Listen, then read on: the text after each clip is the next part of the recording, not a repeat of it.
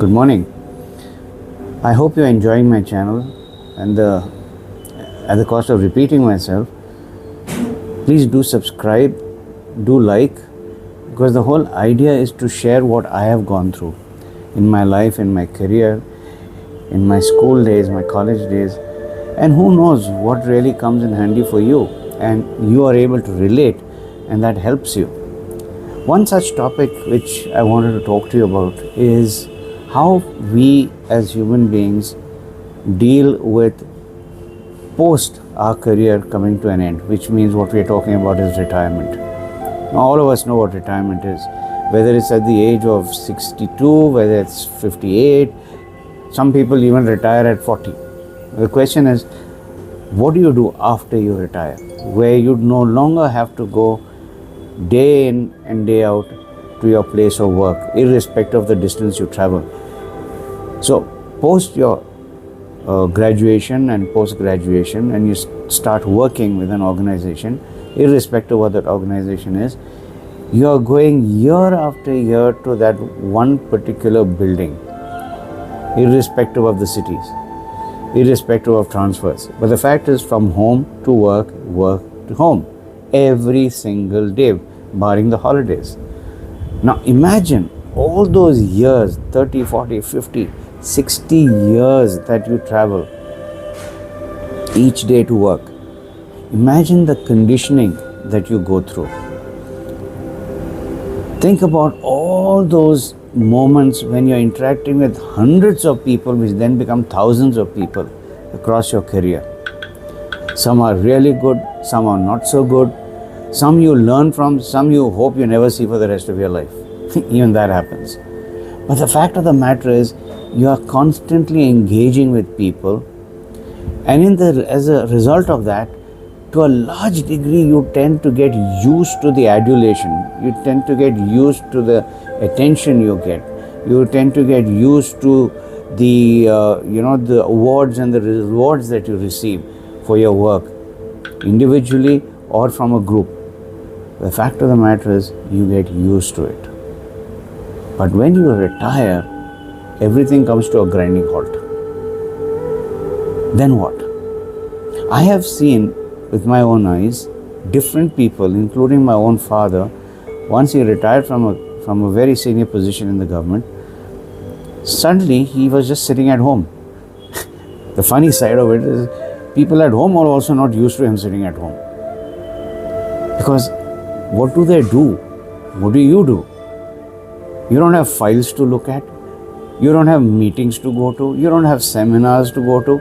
You are at home almost 24/7.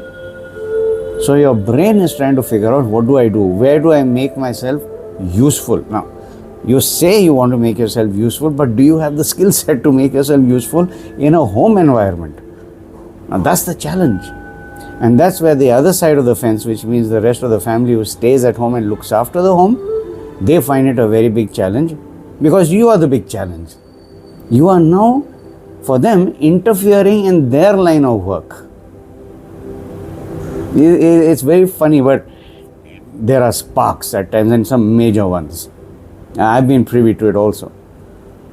But one such instance I want to share with you is to what happens with behavior.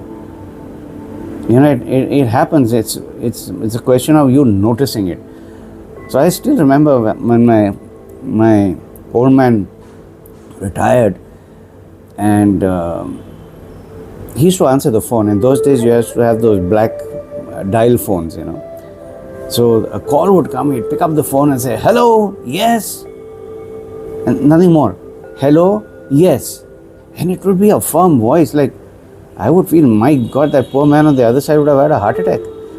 So I would notice him do this again and again, unless it was somebody he knew or an old friend of his, and I say, "Yes, how are you?" and then he'll start talking. But the initial conversation, the start of the conversation over the phone would never be pleasant. It would be more like when, someone coming to bite you. And that's not very pleasant. And I was surprised for coming from a person like him, who was very, very gentle, compassionate, and a very good listener. So I asked him, I said, why do you respond to a phone like that? There's no hello, there's no how are you. Forget how may I help you. Now that is a very hospitality thing. How may I help you? But a hello and how are you? And then at least said, tell me. Oh, what's up? That came much later, of course. But nothing of that. Later on, I realized that they were so used to someone else telling them these very words that they were finding it difficult to relate, to initiate that conversation. That is one part of it. Second part of it is that you are looking out for someone to say something to you about your work or something that needs to be done. Nothing is coming from there again. Now that can be a bummer. The question is, friends, how do you recalibrate your thinking process? Now, recalibration will not happen overnight, and recalibration will become very difficult if in the primitive years you are not gearing yourself up or conditioning yourself for this paradigm shift. If you know for a fact and you believe it, then nothing stays the same and everything will change and nothing is permanent. Your job is not permanent. The people who report to you are not permanent. Who you report to is not permanent. Nothing is permanent. They will all change. The rewards and recognition will go.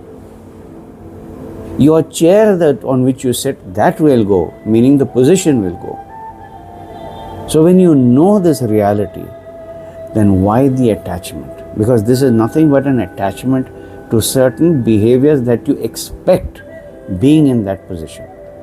And now that that position is gone, there's nothing coming your way. And you feel completely like fish out of water. Not a very nice situation to be in, not a healthy situation to be in. I've seen people who get angry and bitter, that it comes out on people around them, starting from the inner circle, and then like a ripple effect, it goes out. Not healthy. It eats them up from inside. They start falling sick.